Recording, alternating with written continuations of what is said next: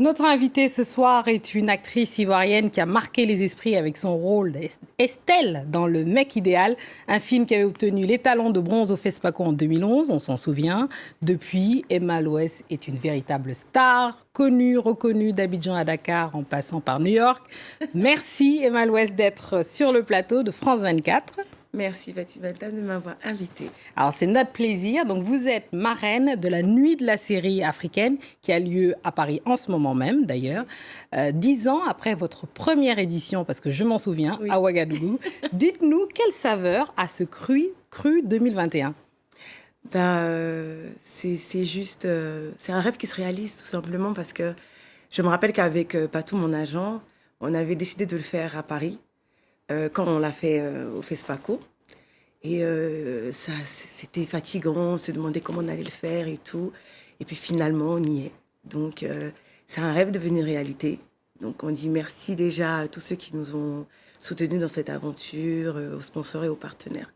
Voilà, moi, je suis très contente, c'est une fierté.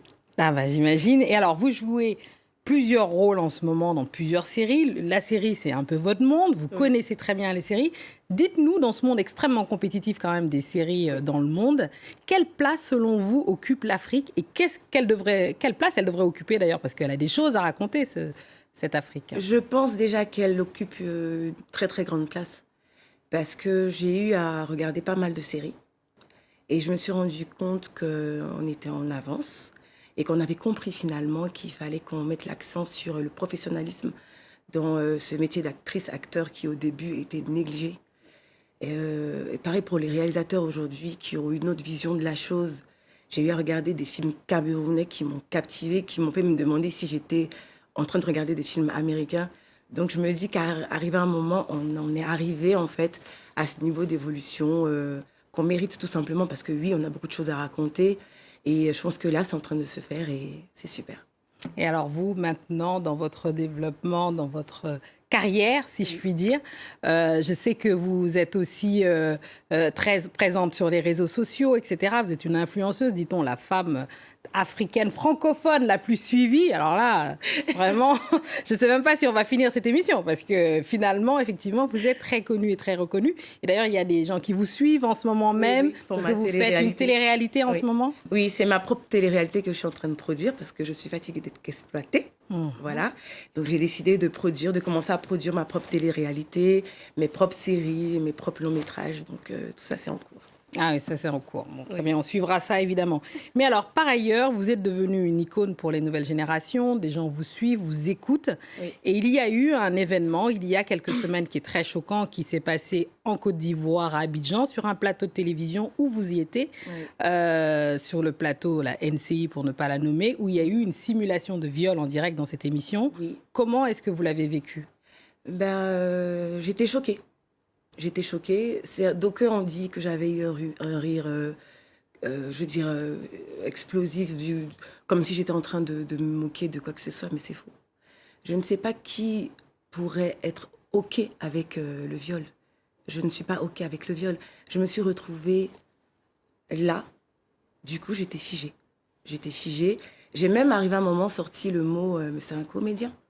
Parce que tout simplement, je me suis dit, à aucun moment, quelqu'un qui a été emprisonné à plusieurs reprises pour un viol peut se permettre de reproduire cela tranquillement sur une chaîne télé. Tout de suite, je me dis non, c'est un comédien, c'est pas possible. Voilà, comme pour dire, c'est pas possible. Et ensuite, j'ai eu un rire nerveux. Voilà. Et Dieu faisant, il s'est avéré que c'était effectivement un comédien. Bon, on va dire tant mieux, en même temps ou tant pis, je ne sais pas. Mais faudrait qu'aujourd'hui, je voudrais particulièrement en fait m'adresser aux femmes qui sont victimes de viol, parce que je pense que c'est à elles que je dois des explications. Voilà ce qui s'est passé. À aucun moment Emma Loès est d'accord avec le viol. À aucun moment Emma Loès a été sur ce plateau télé parce qu'elle était en accord ou consentante avec ce qui se passait sur ce plateau télé. Non. Voilà. Donc si elles ont été choquées parce que j'ai été là à ce moment-là, je leur demande pardon.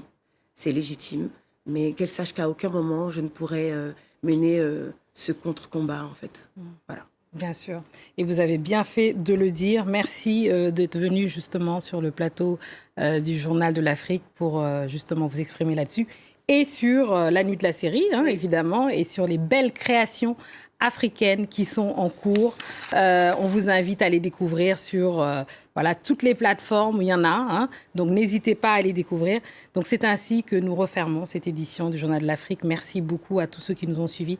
Évidemment, on dédie ce journal à notre ami regretté, Amobe Mevege, que nous aimions tant. Que la terre lui soit légère. Ongondo Binelli, comme on dit, c'est comme ça qu'il aimait qu'on l'appelle.